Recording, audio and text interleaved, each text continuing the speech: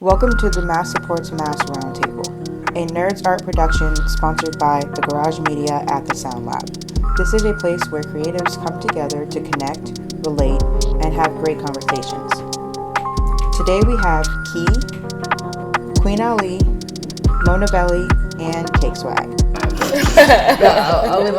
I want to know. Yeah. Too. So, you know what's really sad? I thought of another one. I think it's better than the first one.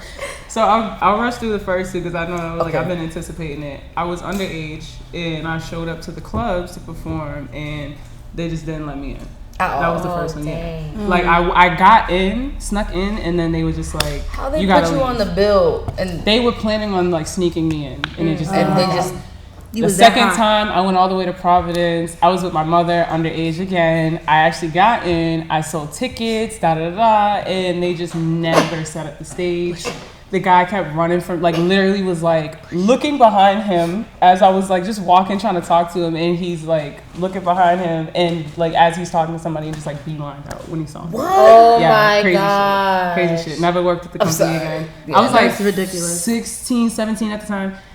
I'm thinking though, my most embarrassing moment was when my first festival. It was a community thing, and I actually did it with Red Shades, and it was supposed to be clean music because it was a community thing in Boston. And this is perfect. I was performing Pink, and as we know, Charlie Machine hosted it, so I forgot to cut out his whole intro. Oh my gosh. So on mega speakers, all you hear is "listen to this shit," and it's just echoing, and everybody's looking what the hell? And Red Shades is "you're not supposed to swear," and my heart literally dropped into my ass. I was about to throw up, but we got through it. QQ was actually DJing. Okay. We got through it.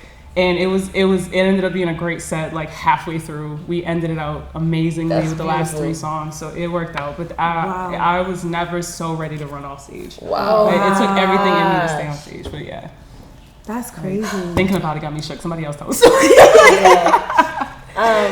So there used to be there's still a group, Everything Crisp, and they throw shows, and their first ever soundbite that they had, I was performing, and I have this song called Guapanese, and it's mad hype at the end. It's Guapanese who lie, bitch, cake boss, I'm fly, bitch. So everybody was singing it, and I had on a triangle bra.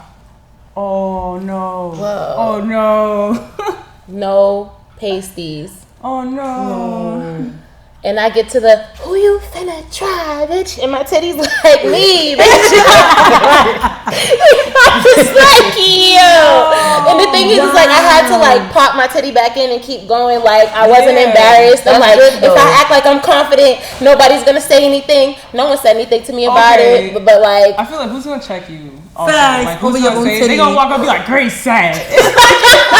Just trying to keep what you trying to say? You look great. So embarrassed. I was first of all, I know I move around too much. I was trying mad hard to be cute. And that's the first problem, okay? Because you get up there and you start performing, all that cute shit go out the window. It really do. So I'm not Michael really Jackson. Do. And mind you, I was brand new. This was my first show in Boston. So I had performed a lot in New York, but this was my first show in Boston, 2018. And yeah, they could have Janet Jacksoned you. Yo, she's doing it on purpose. For real. And I had a whole titty slip, not a little nip, just a whole titty slip. Pasties it was are awful. My best friend. You play with me. Really? Yeah, pasties are my best friend. Yo, you might as well never again. I'll never do that again. So my story was me trying to be cute. What happened? I had a show in Atlanta. Oh shit. Yeah, and I seen all the girls that went up before me. They was twerking, they were shaking ass, and I was young, and I was okay, I could twerk and I could shake ass too. You know what I'm saying? But this is the big reason why I love cordless mics. Because I had a mic with a cord in my hand, and I decided to go down and twerk and shake some ass, and the mic ended up kind of was next to my foot. So when I lifted it, I slipped, so I ended up falling on my face. So Oh, that's the worst one. Yeah, so I end up falling on my face, and I'm just like, damn, like if I get up and I just stand up, like you're gonna look at me like I'm dumb. So I laid on the floor and was like, I just started like doing a beat with my hand and started shaking my ass to it, like on the floor to my song. And I just got up and I just kept going, and I was like, oh my god, like I really want to run off this stage right now. I don't know, friend. I'd have to see it. Yeah, I think I might have a video. I might have to go through my archives, but yeah, like so far. I don't. That's the main reason why I don't. Every show I have, I need a wireless I'll be mic. like, please, do you Don't guys play have with Bluetooth like wireless? Like I don't like that, and that's my biggest thing is tripping off the Yeah. wire. Because when we move, we're not really thinking about that. I Sometimes. I hate having You to know what I like mean? think about that when I'm on Yeah. stage. Oh my gosh. But Yeah, that was my embarrassing moment, guys. that's you got that. I'd rather my whole titty come out. Then tripping right, like Then on my face is that. I thought I had Meganese, y'all. No bullshit. This is the most humbling experience I've had performing ever. This is the one story I always tell. And I have like this running joke like, this was a Springfield moment. Because this is what happened. So I had a show in Springfield. But it wasn't like... It's already a I'm sorry. But it wasn't like just like a performance show. It was at like a weed event.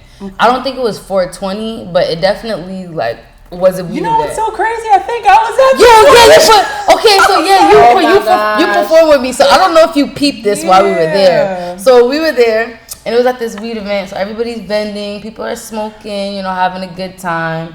And like I went on like towards like the end of the show type shit. I went on to the right. So when you performing and like niggas is smoking or drinking like at any event, like people aren't gonna be as attentive as like you want them to be. You feel me? Niggas is high, niggas is cool. Yeah. So all I remember is when I went on and I performed, it was this. I have this song called "In Your Birkin," and I like to like cater to the shorties like when I'm doing that. So I'm like, all right, I need my shorties to say I'm in my Birkin.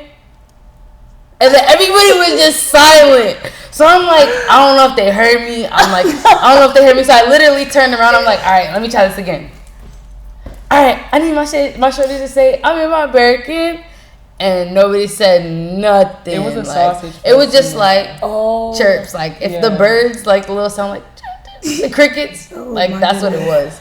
And I remember like how I was performing was kind of in a circle like this, and I was in the middle, and I'm like just trying to interact with people. I'm engaging with the people who are engaging, but like most of them were checked out. Like, Yeah, most they people was were lit. checked out, and that was the most humbling experience I had. I'm like, wow, like that was like It was like a basement party too. yeah, it wasn't embarrassing, but it was just like, well, shit. Yeah. Like, you know what I mean? Had that. I was like, wow. And then to this day, like if I go to a show and like maybe I'm in a different city or something like that, I'm like, it wasn't what I thought it was, but it definitely wasn't a Springfield moment because that shit, that was crazy. Top tier. Oh my Yeah. gosh. I feel you because I had a moment like that before too, where like you're trying to crowd engage and then And they're you not. hear nothing coming back. And then It's you're just like, am I not talking you to feel you? Like, are y'all not here right now? Like, I what's said going jump. on? Like, I know you hear me. Like, I feel you. What are y'all here for? but come on, like I can't stand crowds that act too cool to be outside. Like, Yeah. Because it's like you knew what you was coming to. Exactly. You come here to support, then really support. And, Yeah. you know what I'm saying? Show out for us at the same time. Y'all be at the Sometimes, club with no performers jumping around like. You feel me? Yeah. But I feel like sometimes niggas can't help it because like we be smoking and drinking, but like I feel like we all have energy. You feel me? It's different. We're still like engaged, but some people really be checked out. Like be like, Especially real high. That really like, Listen, especially if the drinks is like the ones at Slade's, okay? Oh my god, no, and see, like I'm gonna go home at that point. Like you feel me? Like that's not enjoyable for me. I'm a very like present person. So Yeah. like, I need to like if I'm outside, like I gotta get myself going. Like Yeah. I can't do that because I'm gonna be outside moving like an NPC. Go home not remembering what the Nothing. hell happened. I feel like those shows though where no one's engaging with you and you have to like fake the funk.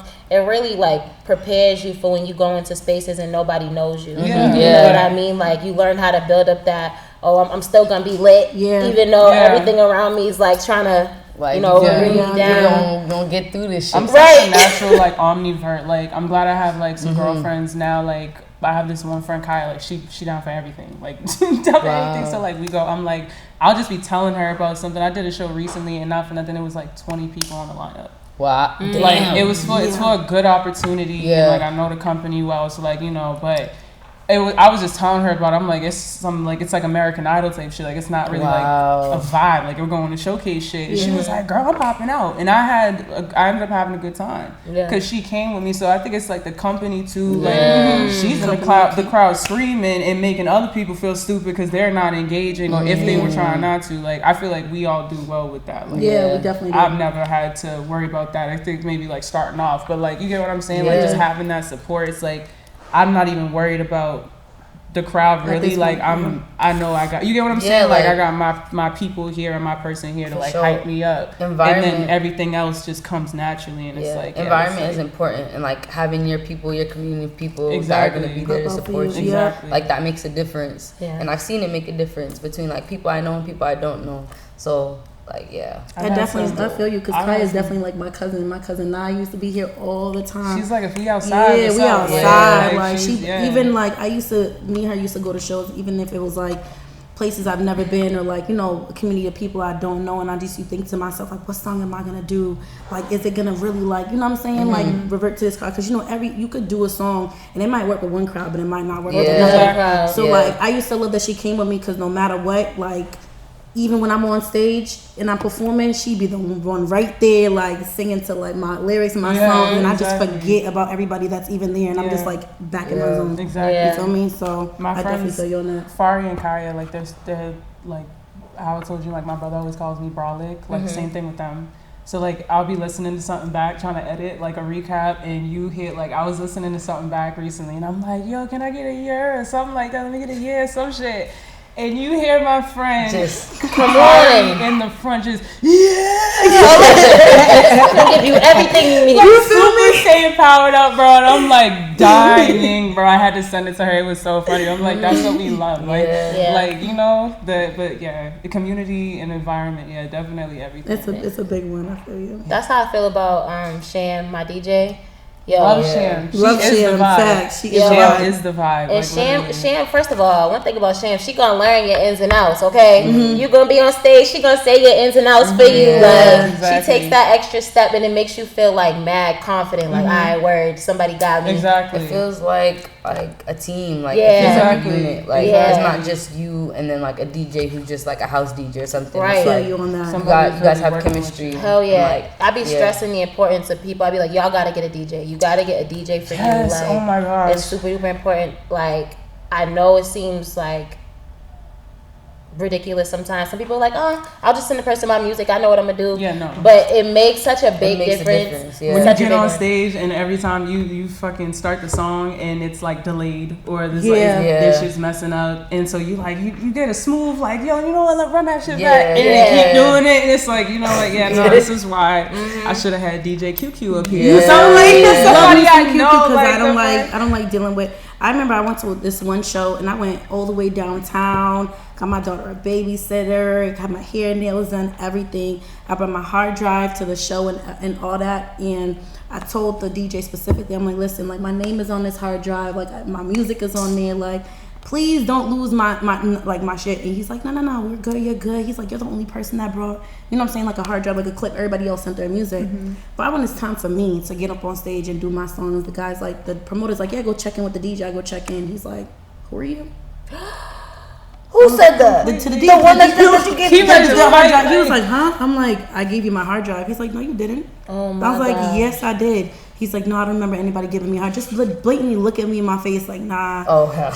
And like I'm standing there and I'm like, and who was there? Queen Doll was there at the time. She's like, nah, sis, it's time to go. She's like, we're not. She's like, you're not performing here. They lost your shit and all that. She's like, you get your money. It's time for us to go. Yo, that's Queen Doll. And that's exactly what I did. I said, I want the rest of my payment, and I left. Yeah. Because First of all, that shit would still piss me off. Like, I did. All of my people came out. Like my friends, everybody came out, and this is right near venue. Like, you know what I'm saying? Like, this is in the heart downtown a little bit. So like it's hard to find parking. We had to pay for parking, all that. So it's like for everybody to pop out. We had crazy. there to pay to get into. I only had like probably like 2+1s at And the then time. they don't take care of the artist. Like that's some shit. Exactly, Like, I'm yeah. not doing you a favor by popping up. Yeah. And performing. I am doing a job. It's And he my only job. paid me This half shit, of my like, deposit, and then me and the promoter had a conversation. He's like, "Yeah, I'm gonna cash app. I'm gonna send it to you." I'm sitting there. He never sent it to me. And Queen was like, "No, we're not staying. Let's go." So like I left, and then the promoter the next day apologized, but then still to this day never sent me my money. So I was like, you know what? And here we Blocked are, him and I left still them alone. protecting these people's names. and- Yo, You feel me? listen.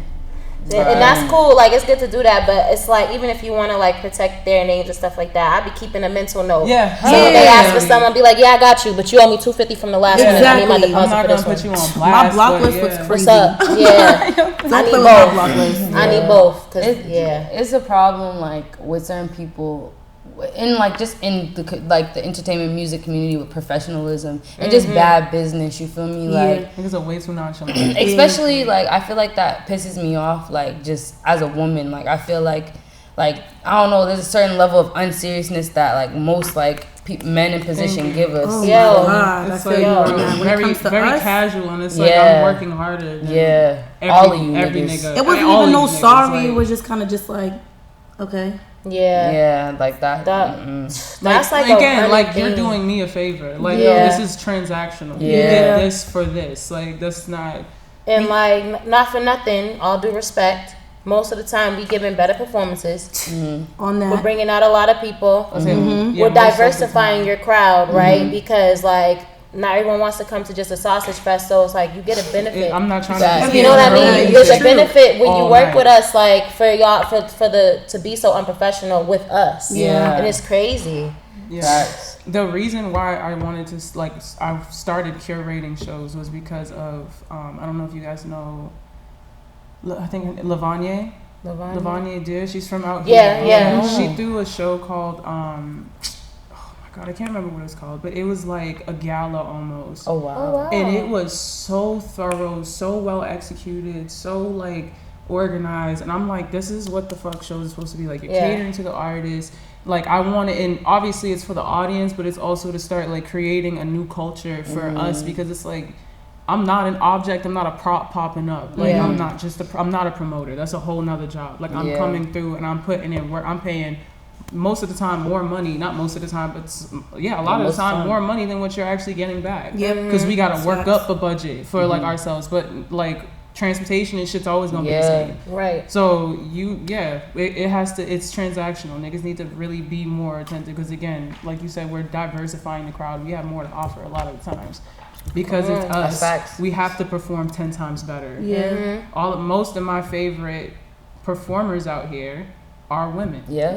Literally, like I always I'm show up popping on- out most of the time because like I'm seeing the women on the roster. Like, yeah, this is different as shit. I Yeah. love the energy. Like it's consistent and it's like So when I first started rapping, I was still bartending, and I was doing both, and I was managing, but I was like nervous to step out on faith.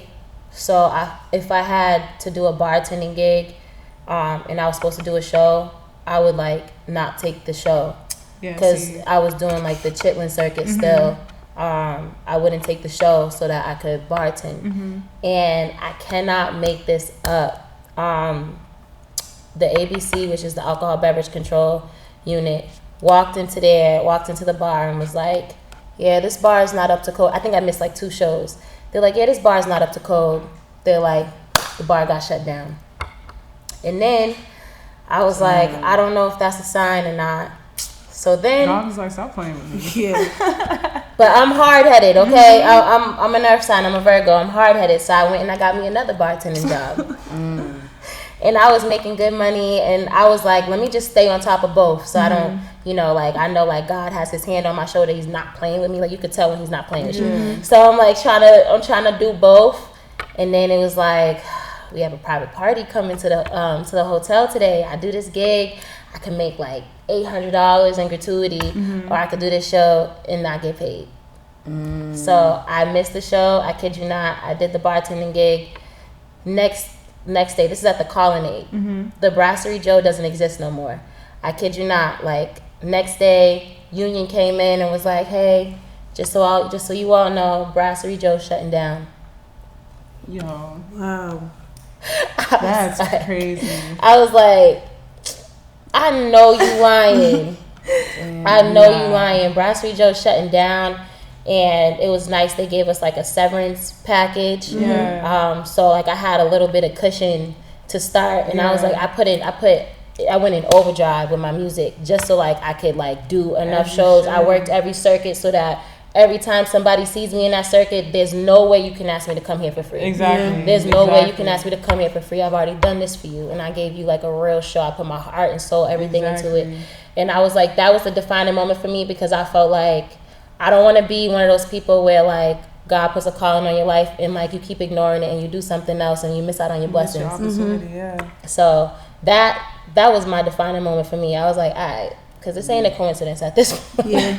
It's just not. I think mine was like, I have a couple, but I think the real moment where I was like, yeah, no, this is it. Like, it was like a resounding yes. Was I did the cypher when I was 15, back when the Sound Lab was like over on Center Street. Wow. And it was Stanza. Shout out to Stanza. He was like our mentor. I was doing a DJing program. Wow. So yeah, I can't anymore, but like I was there for that because it was like the closest thing to production. Summer program. My mom was trying to get me into like anything, so anything involving music. So I did that, and then like we used to just vibe. It was like a whole family like type. It was like the cousins, like just we were there all the time. And then one day Stanza started like he was a producer and engineer. He was playing beats. It was me and one other kid, and the kid was like, I can rap. And he starts like freestyling, or he rapped something he wrote. I don't know what it was, but it wasn't good. I'm sorry. It wasn't Just good. FYI. It wasn't good. And I was like, not for nothing, like, because I was still kind of like, yo, like, I don't think anybody's going to take me serious, like, holding myself back. So I was like, yo, like, I feel like I could rap too. And he was like, all right, let me hear something. And he played something.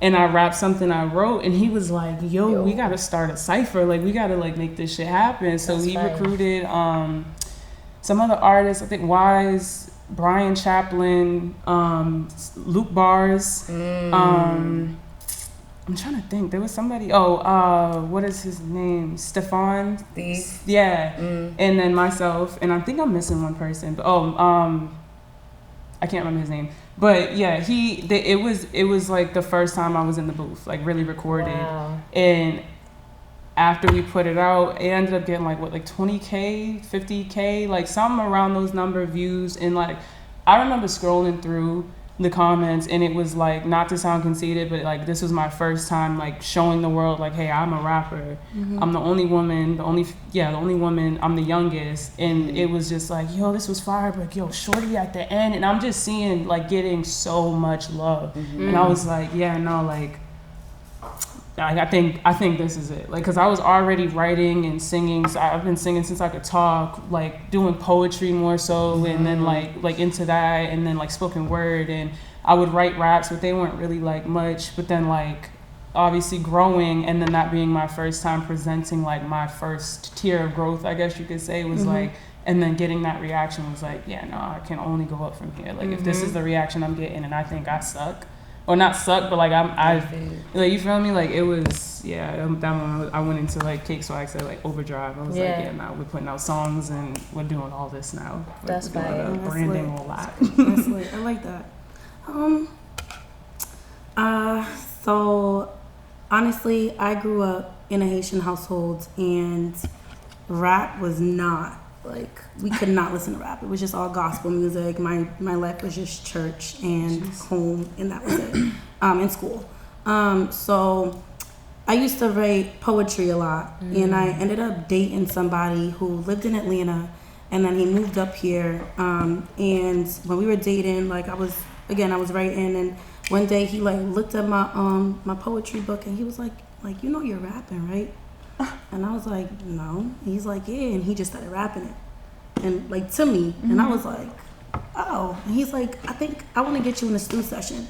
And like I was like, I don't know about that. Just cause like, just to hear myself, like, cause I never heard myself. You know what I mean? So I was just like, I think I just want to leave it. You know what I'm saying, in my book. And he's like, no. He just like kept pushing me, and finally took me to the studio. I finally recorded it, and I put that song out Thanksgiving of 2018. And I had like such a great support system at the time. Like everybody was just like, no, like this is good. Like I really like it. I think you should keep it going. And again, me being me, like I was a really, really shy person growing up. Like I was just like, no, like I don't see myself, going back in the booth. This was a one-time thing. And then he was like, let's do a song together.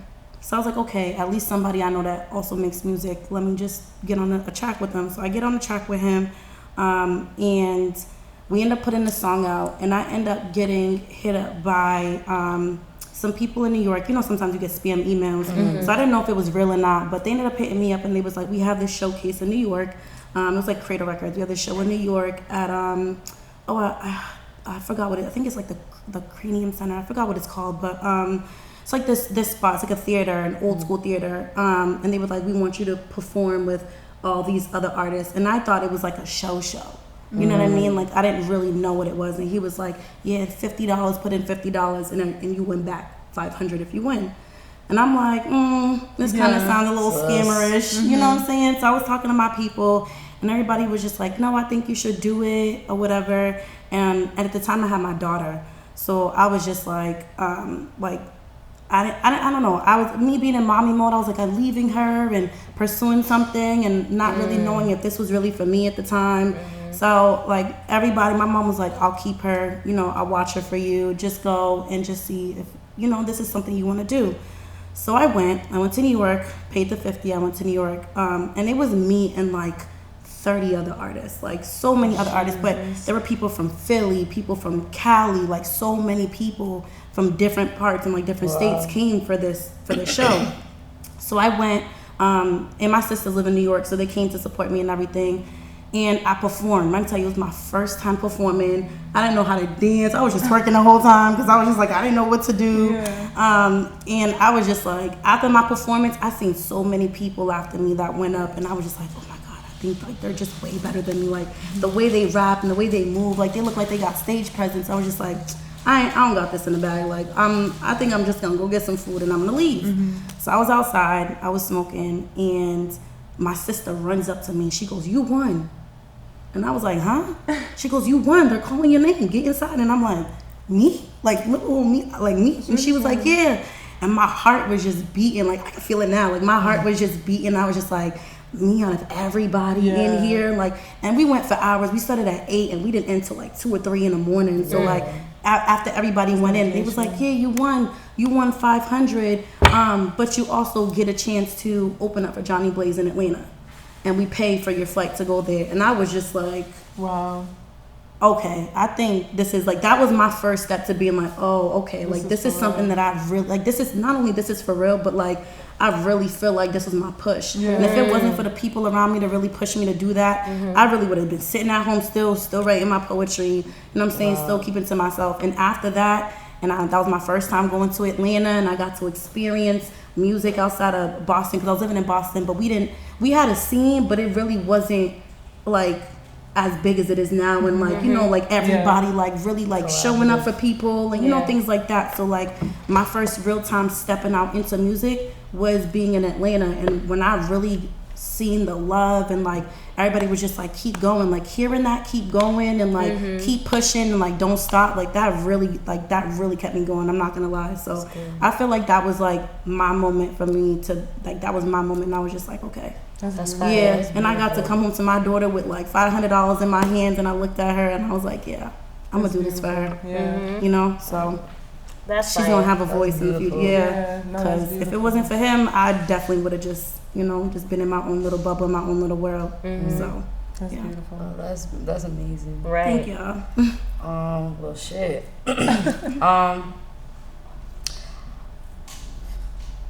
Honestly, I've always been saying for the past like 2 years that I was called to do this, because I didn't wake up one day and be like, yeah, I'm about to do music. Like I've always done like arts and shit as a kid, but I also like I resonated with both of you. Like I also used to write like poetry and spoken word because I wasn't a shy kid, but I kept a lot to myself. So that was the one way that I would express myself. Yep. But to make a long story short, during the pandemic, it was a really, really dark time for me. I'm an extrovert. I really like experiencing life, you feel me?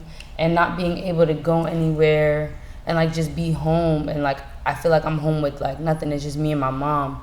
It was really isolating and really, really dark for real. So like to get out of that, I was smoking heavy a lot. Like I started smoking when I was 16, but like since like 2018 till then, like, I was smoking. And I would take walks. I live in an apartment complex and there's this pond, and I would walk over there every day when the sun would be out, and I would smoke, and I'll pull up YouTube on this phone, and I'll just like be listening to like music and like beats, and then like I would just start like freestyling and like using my voice memo to, I'd be like, oh shit, let me just record what I did. So I would record on my voice memo.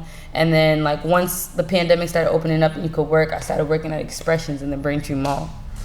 And then I was working full-time, and I was just fucking around at work, like, rapping to my coworkers. And they were like, this is kind of cool. But, like, niggas be telling you, oh, I fuck with this shit. And it's like, do you really fuck with this shit? Like, even, like, my family, you feel me? Even like, your family and friends, like, they're biased. Like, they fuck with you, so...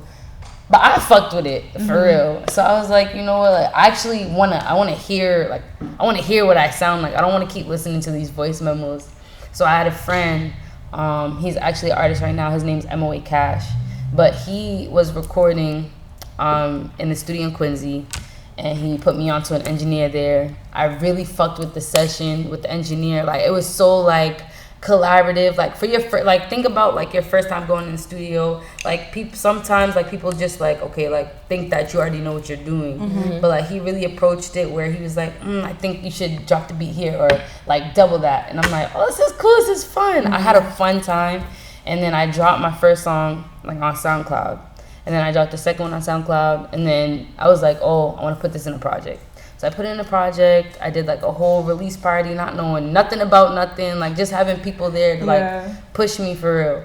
And when I put out the project, I didn't expect any, like nobody knew me. I didn't make music before. Like I didn't expect anybody to listen to it. It was really like for me, like that whole experience. I never done something like for myself. All I did was go to school, work. Like I never invested in anything for me.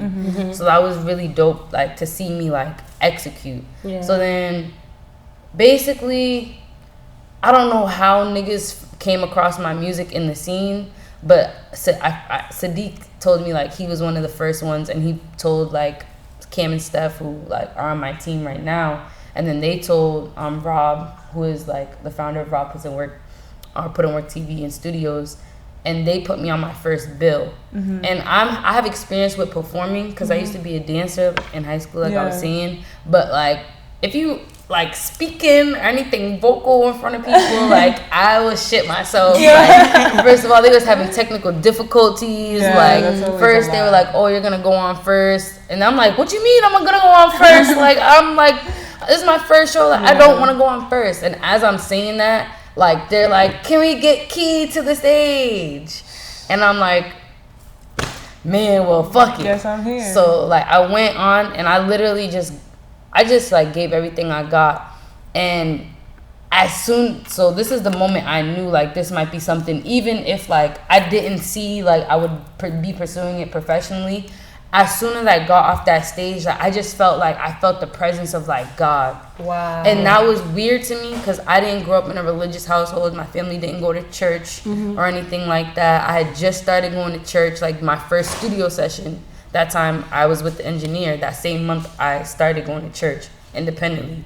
And I just felt overwhelmed. Like I just felt God. I felt so overwhelmed with emotion. I just started like really breaking down and crying. Like crying, like my face is turning red. And like people I don't even know are coming up to me like, oh, you did such a good job. You did such a good job. Like, I feel like I'm about to I'm tearing up. Like but it was just like right then I just knew, even if this was something I was gonna do, like that was just a really special like and pivotal moment for me. And then like just since then, like people just kept asking me to like, oh, can you do this show?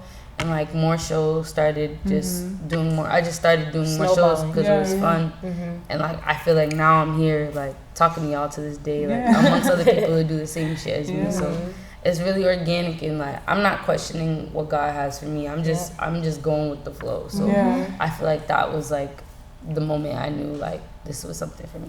That's beautiful. Real quick, earlier you was talking about like of how your mom was putting you like in programs and stuff like that, and it reminded me of the first time we met. I don't know if you remember, it was in 2019. We had a show together in Providence. And your mom was right there, front and center. My mom was your mom's a really great popping out. I seen her at the Aura too, the one that red shades had. Oh, that one. That one. She's of course. Like everything that's like that. Like I love bringing her out to festivals because like the family friendly shit. Because like she go sit down, get a little beer, get a little wine, get a little something to eat. Right. She be trying to come to like the club shows too. And honestly, like I'm working to like move out of that space, like and start opening up for bigger people and like doing more like college shows and shit like that, more like community-based shit festivals, but we're still here obviously. Like there's like still a couple companies I'll do that for because I know what the turnout's gonna be. I know I'm getting paid for it. I'm getting the respect because I've been working with y'all, and she'll try to come with me to those, and I'm like, Ma, it's not really like you're gonna be tired, and this is like you know what I'm saying? This is not gonna be the environment for you. It's not it, but no, I am so grateful that I do have like I was gonna say that like that was another deciding factor for me, like, well, affirming factor, I should say. Like, my mother has always been a supportive, like, you can do whatever you want to do. That's and right. Yeah, I just always knew I wanted to do something different. Like, I went through a whole, like, I want to be a, like, basketball player. I'm not coordinated for shit. So it was literally just, like, the rebellious side of me just wanting to do anything that, like, women wouldn't usually do. I wanted to be a female police officer for a little bit just because of that. And then I saw like Erykah Badu and I'm like, she's everything. Like it's literally everything. I got put on in Grace Jones and I'm like, what the fuck is going on? And Prince, I was like, oh my God. I was like, I could do all this, Busta Rhymes and all of that. I'm like, yeah, no, this is it. This is how, and like that feeling of God, that overwhelming feeling of like, every time you find yourself in a space like that, like I went to school in Brighton for a little bit, 6th grade for like a couple months, and we were doing like beginner production in like the music classes, and it was just like another whole moment. Like I thought I was getting it. Like I was, bro. It was probably like the craziest sounding shit, but it was like to me, I'm like, yeah, no, I don't want to leave. I can't leave. Like this is it. Every single part of this needs to be part of my life. Like I need to constantly, and then like. Being in the studio for the first time, I walked in the booth and I'm like, wow, I'm home. Like, this is really it. And then my mother just, like, again, going back to what you said, her pushing me, like, that's just a constant, like, yeah, you could, but go harder. Like, you feel me? Like, okay, you did this last time, I'm proud of you, but do this now. Like, let's see how big you can make it. Like, having somebody who just genuinely and constantly is behind you, like, that's a huge driving force. No bullshit. Cause she taught me a lot of it, like she put me onto a lot of all of my inspirations. Nice. So it's like, how can I let you down? Like you put me onto this, I gotta go crazy. Like what? But yeah, no, she be trying to be outside. She be trying to be outside. I like that because when I first did music, like my mom is always supportive of what I do, but. Her biggest thing was like, because when I was in church, I used to sing and I did praise dancing. So she used to be like, why don't you just dance and continue dancing? And you know what I'm saying? Yeah. That might be what you want to do. And I love it. Still to this day, I praise dance. Like when I really feel down and I feel like I need worship. That, you know what I mean? Yeah. Like I'll just put on my favorite songs and I'll just dance and just forget about everything that's going on. But like, I remember when I first started rapping, and it gets to a point like you rap, and then I started cussing in my rapping. That's and different. She was just like, "All right, sis, what happened to God?" And I'm like, "God is still there. Like it's not that He's not there. He is." I'm saying, "Thank you." You know what I mean? Because growing up, I couldn't express myself like. Especially in a Haitian household, you talk back, I'm sorry, but it's like, you know what I'm saying? It really, really was tough. So like, I just basically like all the music that I made at the time was just me just getting everything out. And then at the time, I didn't know song structure. I didn't know none of that. So I just basically was just saying anything and It'd just be letting like everything 180 out. songs, You just feel bars. me? Like, you feel me? Like no hook, just going straight in.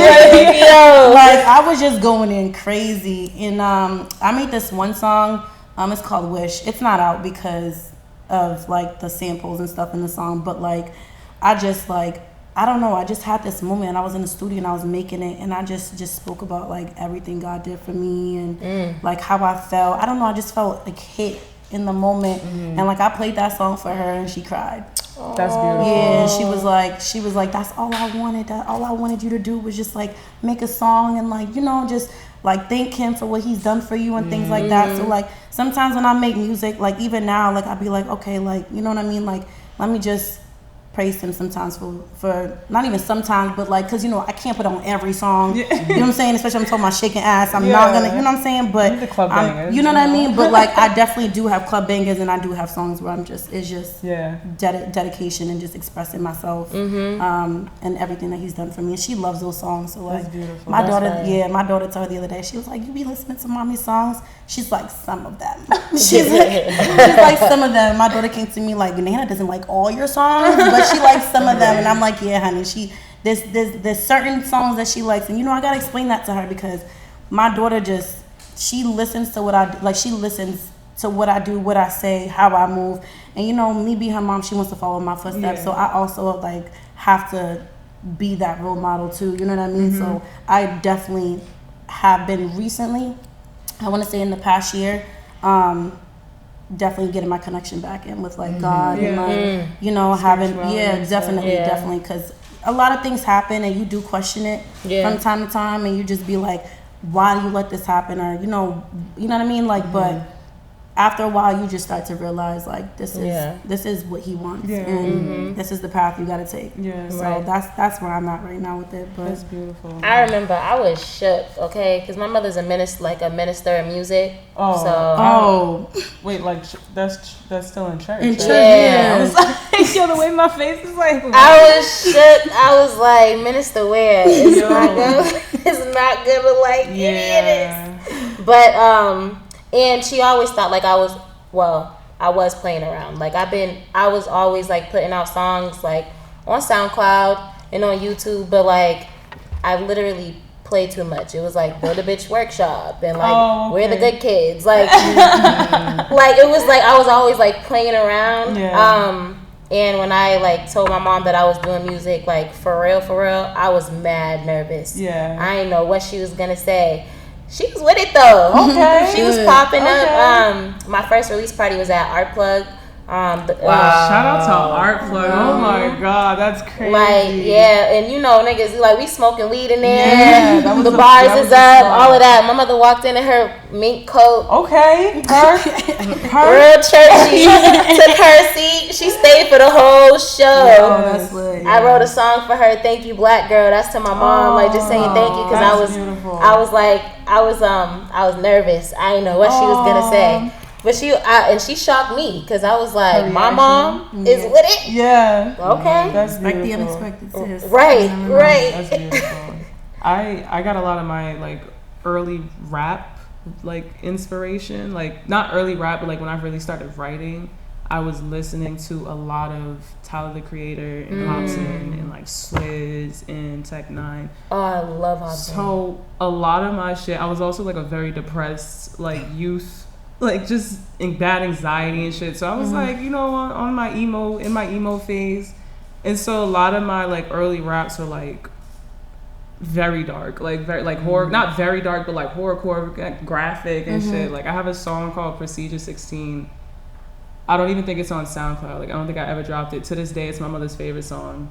And it's like, not for nothing, the bars are crazy for me to be 16 at the time, but it's like, again, like 180 song bars, like 180 bars, like song type shit. And I had to get out of that kind of, cause like it, not for nothing, like when you listen to people like Tech Nine and the flow is crazy, like the pockets and shit. So like not for nothing, like Tyler's creativity, like it really helped expand, like combining influences like Erykah Badu with Tyler the Creator. Like you would never even think to put, you get what I'm saying?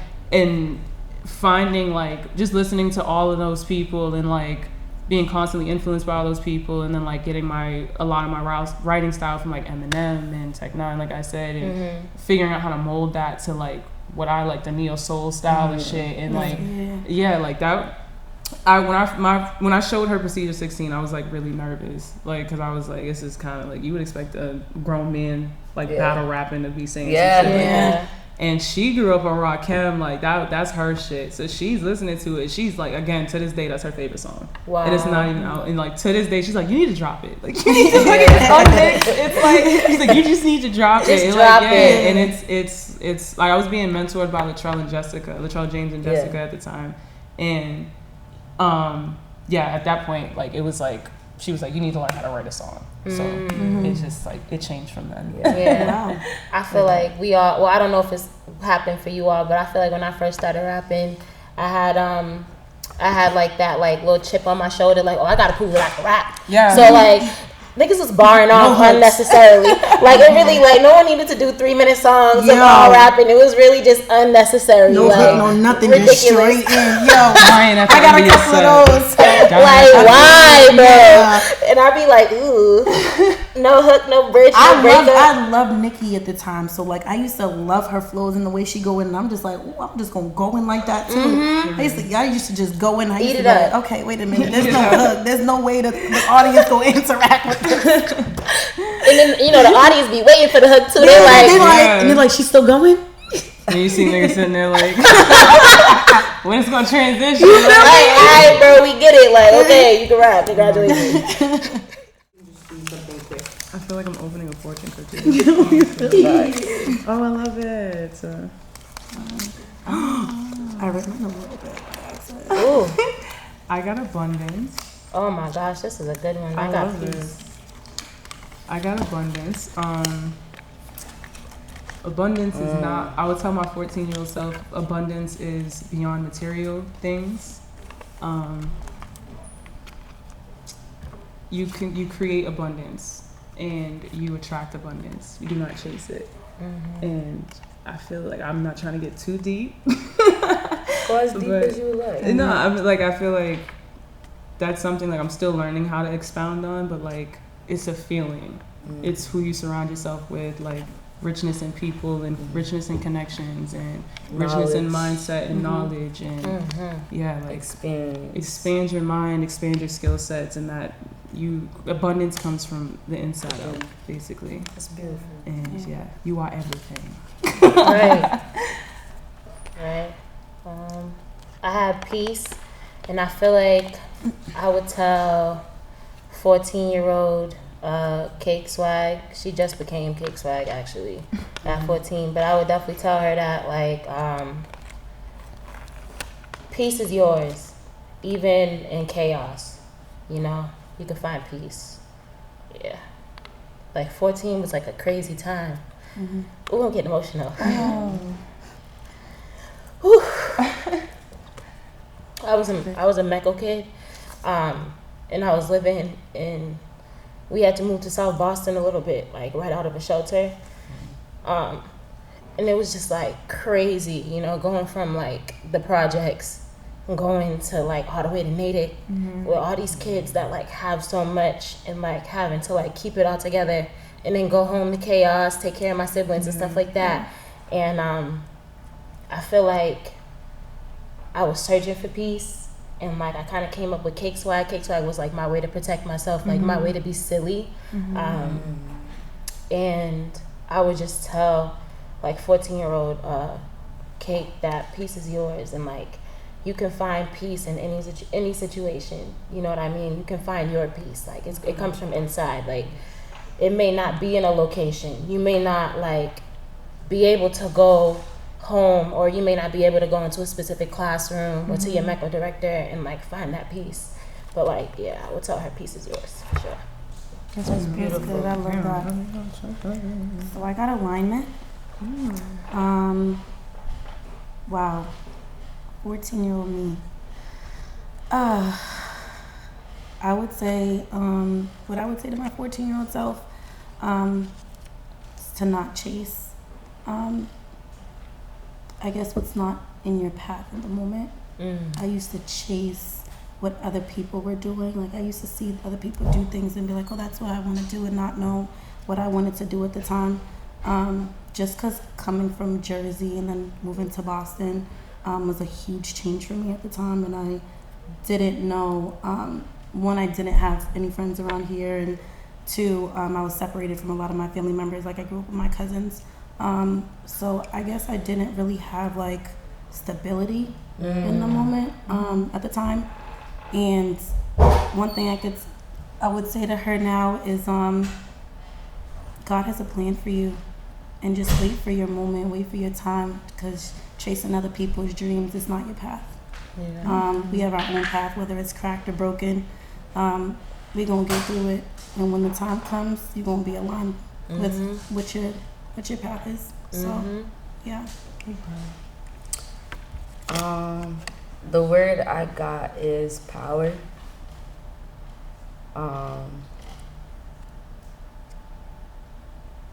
Power to me means like having the ability, being capable of controlling your energy. Power isn't, I don't view it as like a dominance or like control in that sense, but being able to control yourself, your emotions, your environment, energy, the people that you're around. What I would tell 14-year-old Key about power is that you are capable, you have power. You have a lot of power. Powers that you may not know that you have at that moment. Right. And you have everything that you need. This is deep. Fuck. You have the power to control what your future looks like. Because your destiny, your journey, that's already made out for you. The path is already paved. But depending on what you choose to do is the power that you have. Like you control what that looks like to you. If you want to give up and you just want to submit to what society is telling you is your path, you can do that. But I feel like I've always had like the power to just keep going and to believe. Like I have the power to remain faithful. I have the power to stay consistent. I have the power to love unconditionally, regardless of what may be going around you and how people treat you. You control everything. You have the power, and you choose what that looks like to you. I'ma spell it out for you bitches, cause you's illiterate. Can't read between the lines, cause your third eye's fucking oblivious. It's BYC and it's PYT spit neat there. If I was the competition, I'd retire my whole rap career. I come off soft with them Nina Simone vibes, but don't test me, bitch, this shit can turn into a Colt 45. I'm sicker than the syphilis infested bitch with black gums and lips and track marks down her thighs. I'm splitting minds and jaws like this was all, but you can't fast forward the gore, cause regardless you're getting slaughtered, and the increase of white widow decreases all sense of horror. When you're sober, where I'm from can look like Sodom and Gomorrah. I'm running circles around you until my feet bleed. You in the presence of royalty, bow down till your knees bleed. MONAVELII am a father to you fatherless niggas and bitches crying. Trying to reach the top, but I'm rocking the highest pedestal. I ignited the cipher and the last is unforgettable. Cheers to the rap girl. Come on, the artist. Okay. Cheers. And Nicole.